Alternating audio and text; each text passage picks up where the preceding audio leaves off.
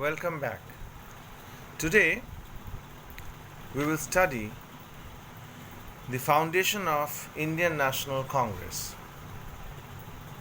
Now, the birth of the Indian National Congress was an event of very great significance in the history of India. So, the foundation of Indian National Congress, was a very important event in the history of India. It was the first All India association of a permanent nature. For the first time, an association was formed which was Pan India or All India in nature. With it began a new era in the political life of India. So, with it, a new age of political life in India started. Very important to remember the name Mr. A.O. Hume, Hume, who was a retired civil servant, addressed a circular letter to the graduates of Indian Calcutta University where he said, whether in the individual or the nation, all vital progress must spring from within, and it is to you, her most cultured and enlightened minds, that your country must look for the initiative. That means, what did Mr. A.O. Hume do?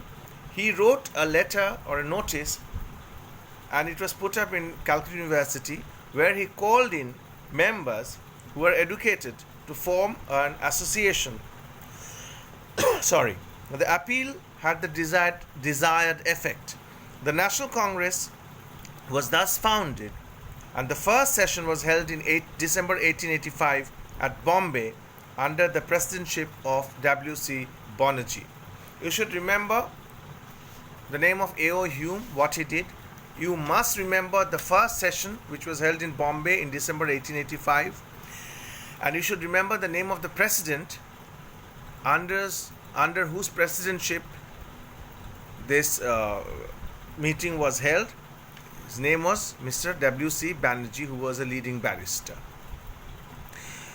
Mr. A.O. Hume played a major role in the formation of the Congress. This is why he considered the father or founder of the Indian National Congress. Question is asked often, who is the founder of the Indian National Congress? Mr. A.O. Hume is the father or the founder of the Indian National Congress. You should remember the name.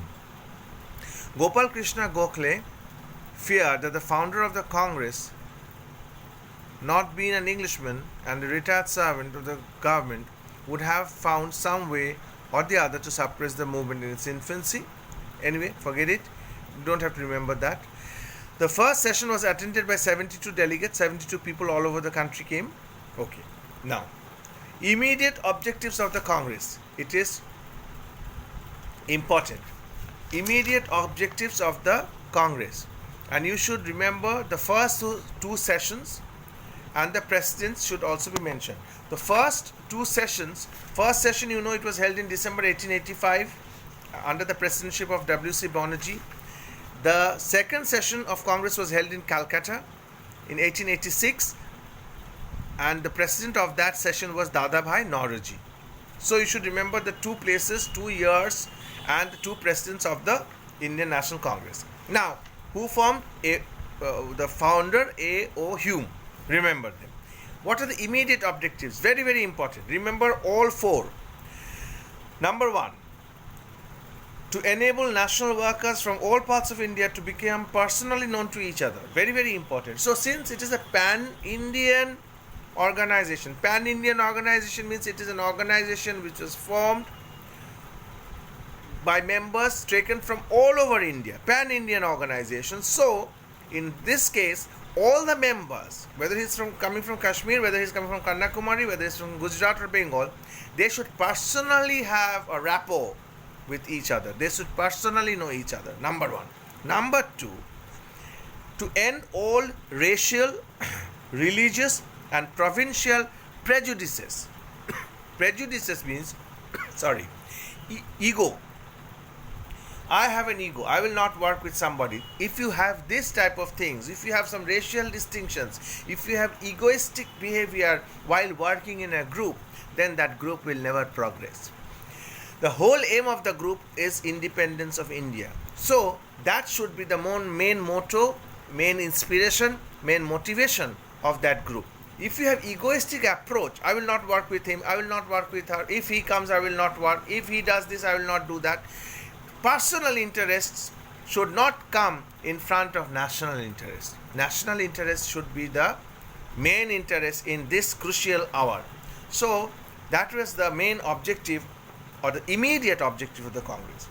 Number 2, to end all racial, religious and provincial prejudices. Number 3, the formulation of popular demands on vital Indian problems and their presentation before the government.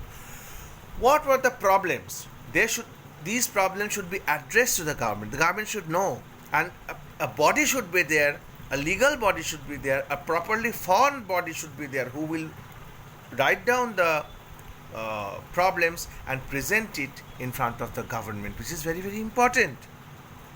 Number 4, to train and organize public opinion in the country. See, public should also be trained. Public should also be organized. If there is a movement, there is one disorganized movement and there is one organized movement. If the disorganized movement, the revolt of 1857, it was organized but in certain parts. So if it is and in each part there was a particular self-interest in that revolt of 1857. It was not in union. The revolt happened in different pockets of India where different people had different personal interests. So it was not organized. So organization of people's opinion, training the public is also very important. Number 4, to decide upon the political tasks and jobs to be undertaken during the ensuing years. Ensuing years means coming years. What different political tasks, what different jobs should be taken in consideration in the coming years. So this is this. And the second session you should remember. Now before ending this chapter, there is one thing which I want to tell you. There is one portion in this chapter, influence of Western education, you should remember. There are certain things in this portion you should remember. That Western education, the foreign rulers had imposed their language on Indian for the sake of their own facility. Obviously, they did not understand any damn language which we are speaking. So for their own interest, they started English education because they thought if the people of India are educated in English, at least they will understand. The Britishers will understand what the head or tail he is trying to say. Or Indians are trying to say.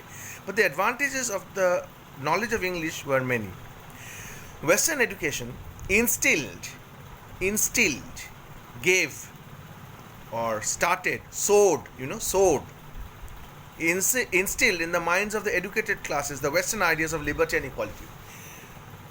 Before English education, the idea of liberty or equality was not there in the minds of the Indians. So first, Western education gave this idea of liberty and equality. It also gave them a common language which made it possible for them to understand each other and plan a common program of action. Now, why I said it was important? Because there are names of some books, some magazines which you should remember. Ram Mohan Roy, founder of National Journals in India. Remember, Sangbad Comedy and Bengali journal was published. Remember the name, published by Ram Mohan Roy.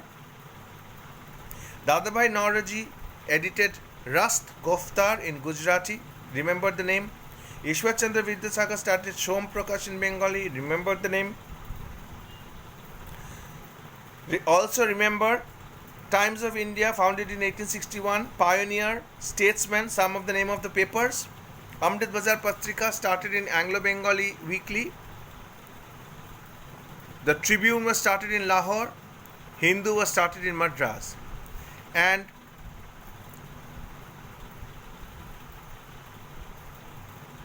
through his writings, through Tilak's writings in Kesari and Maratha, he spread the gospel of freedom and natural rights. You should also remember Anand Math was written by Bankim Chandra Chatterjee. He also wrote the song, national song, our national song, Vande Mataram.